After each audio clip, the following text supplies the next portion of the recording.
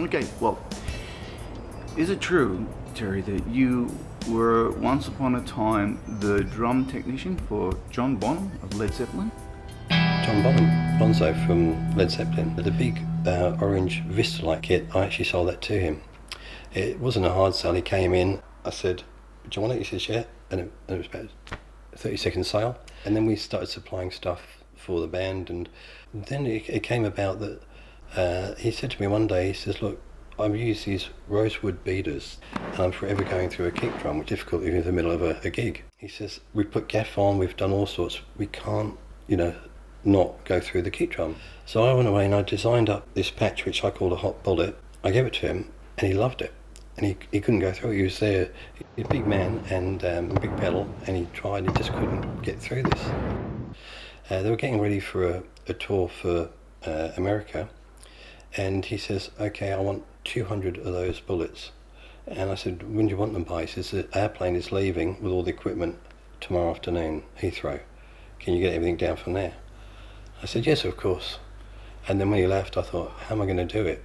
Because what we did was, we got to, there was a chemist 2 doors up from us, from the drum shop, and I got Dr. Skull. They do all the footwear stuff, they do the plasters for your feet so you don't hurt your ankles and all sorts of things like that. But they're very strong adhesive pads. So I got 2 of those, and I had a friend who was also making small motor cars, or racing cars actually, and he was making them out of carbon fibre. And he used to punch holes in certain parts to make the car lighter. And he'd end up with these sort of bit bigger than a 20-cent piece of carbon fibre, which is incredibly strong. So I put that between 2 layers of the Dr. Skulls, and that's why I couldn't go through it. But then when he said, we need 200 by tomorrow, that gave us about 24 hours, we phoned up Dr. Skull. Can we get 200 of these pads? No, you're not a chemist, you haven't got an account. Can we set up an account? You can, but it's going to take a few weeks. So we had no choice. So we closed the drum shop down. We went to every chemist in London. One stopped outside the chemist, one ran in, bought as many of these things as he could, got back in the car, threw it in the back. Another guy in the back was manufacturing as we went, and we spent all day up to the late night chemist, about 9 o'clock at night in Soho, finding that, and the next morning we went out and we got 180. They never found out that we didn't give them 200, but 180 of them went to America with them. They were looking around for someone to work on the kit, do the adjustments and stuff, and he put my name forward, and I got the job of working on John Bonham's kit. So that's how it all started, just from a Dr. Skull pad. I had heard also that you had something to do with Silverchair back in the 90s, the late 90s. I know you did a video with them because I've actually seen the video. Silverchair were going to England. They were playing the Reading Festival. Reading Festival has been going since the late 50s. It was like a sort of jazz blues festival originally. And it's one of the premier festivals. It's 3-day over the August long weekend in England. Silverchair were playing. It was their first gig over there, and I was going over too. So I thought, I'll phone up a magazine and see if they want any coverage, photography, video, or interviews. And Silverchair were notorious for not granting interviews. And as I recorded them, and I knew the guys pretty well, I probably had more of a chance. And so the magazine said, look, could you please interview them and photograph them? So I contacted Concrete Press. Margaret Cott was the editor there, managing director editor. And she said, look, go over, we'll get you a pass, and that would be great. And then I thought, well, if one magazine wants me, I'll phone up a few more. And I phoned up all the magazines I could think of, and there was only one left, which was Rolling Stone magazine. And I thought, well, it's a bit ambitious, but I'll give them a call. So I gave them a call, and they said, can you interview Silverchair? I said, well, I'll try. So they gave me a pass, and they said, can you also do the Foo Fighters, who were playing their very first gig in England at the Reading Festival. Interestingly, both the 2 bands went on the main stage. They were on a big like circus marquee, which was for up-and-coming acts. And so I got there. I took along a fellow Australian that I met on the train. He didn't have enough money to buy a 3-day ticket, so I said, how about you become my photographer and I'll do the interviews. And so we managed to get him a 3-day pass, so he was really grateful for that. We photographed and interviewed Foo Fighters, Silverchair interview was more, how you going? Pretty good, thanks. How was Magic Mountain? They just come from LA. I saw a newspaper article of the band playing at their high school. In those days they were called Fat Elvis, then they changed the name to Innocent Criminals. And so I phoned up the paper and I got Ben Gillies' mother's phone number, and she was quite a driving force for the band. I said, look, you know, I've got a recording studio, would the guys like to come down and do some free recording? And they jumped at the chance, and they came in over a period of about 6-7 months, and I recorded a lot of the tracks that were on the first album. Well, they did re-record them at Sony Studios. They came in and straight from school uniforms, and they played. And what amazed me was Daniel John's voice. You know, for a young guy, 14, 15, absolutely unbelievable. And lovely guys. The parents came in, and we had a lot of fun for 6 months. And the recordings was the one that they put into the SBS competition Nomad, and that's what the start of them getting recognised.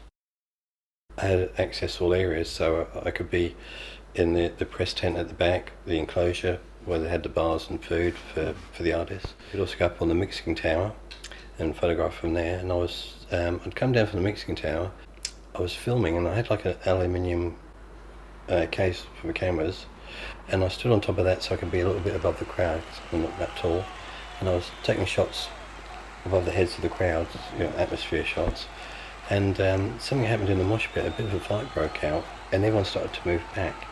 There's 68,000 people, and you've got maybe 20,000 people in front of you, and they all started to move back. And it's really scary when a crowd sort of loses control like that. Mm-hmm. And as I was standing on my case, I got pushed back, but I got pushed back to an angle of about 45 degrees, and because the crowd was so tightly packed, I hadn't fallen all the way to the ground. I was actually carried about 20, 30 foot backwards. And then I managed to get up, and then I realised that my camera case that I was standing on was, you know, somewhere in front of me. So I'm on the floor pushing past people's legs, trying to find my camera case, couldn't find it. And I had about 60 rolls of film of everything I'd done up to that date. I thought, I've lost everything, you know, and the cameras.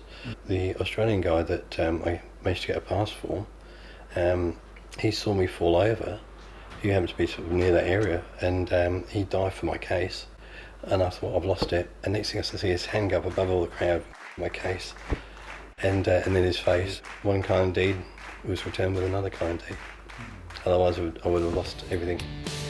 And we love the Beatles, everybody does. Yeah, out of all of them, yeah, Bob or Percy or Robert Plant he was the most warmest, most, you know, immediate sort of person. He was an amazing guy because he used to go to a pub called the Golden Lion, which was in Fulham Palace Road in London, and I used to go down there and have drinks and play pool, and there'd just be other people, and it wasn't like the big rock star thing, we just come play pool with him, he just really liked having a few beers. But behind the pub and across the road there was a big old theatre that was now decommissioned, and Emerson, Lake and Palmer bought the old cinema, and just because it had a full-size stage, so they could do all their rehearsals for tours, and they could actually get everything placed where it should be, and they get used to the space, you know. And so they used to rehearse there. It used to be great. You just go down, play pool, a few drinks, pork pie, and then go back and get a free concert. Led Zeppelin, just sit in the back and watch it. Did you ever play Percy, Mr. Plant? Did you ever play a game of pool with him? Oh yeah, play pool, yeah. I let him win because I'm not very good.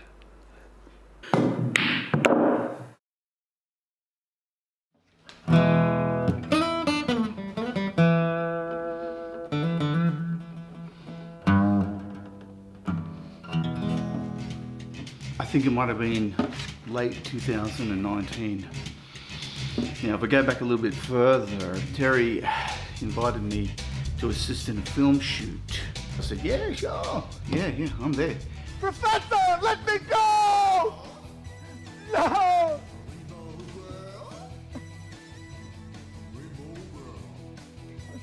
Look, he's coming back. It worked! I forgot something. Oh, okay. What was it then? I don't know. We finished the shoot and I wanted to know the story behind Terry Farrelly. Who is this man from England? I thought to myself, what is his life history? What's the story behind Terry Farrelly? So I said in the car as we were driving along, I said, Terry, what's your story, man? Bonham was the loveliest guy or the worst guy, depending on how much he'd had to drink or drugs. So he'd be the loveliest guy, or else he'd be pretty mean, you know. Basic rule was you don't talk to Jimmy Page. He's, you know, unless he talks to you. He's in his own, you know, sphere. Yeah, so, yeah, but Robert Plant was the warmest or the kindest out of all of them. And I believe he was nicknamed Percy. That's right. What's the story behind that? Well, there was one of the very first gardening programs in England was probably in the early 70s, and the guy who was running that program, the compere, his name was Percy. Anyway, Jimmy Page was watching TV one day, and he just happened to be watching this gardening program as rock stars do. He says, I spend all my time looking after plant. He says, I'm like this guy Percy, looking after plants, and that's how the name came about. So they used to call him Percy.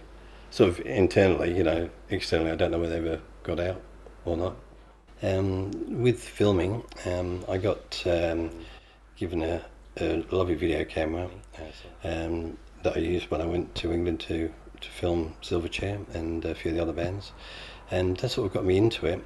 But then we've been friends for 15 years, and you're a very good filmmaker, and when I saw some of your films, you've been like a mentor to me, sort of getting me up and filming and doing bigger and bigger projects.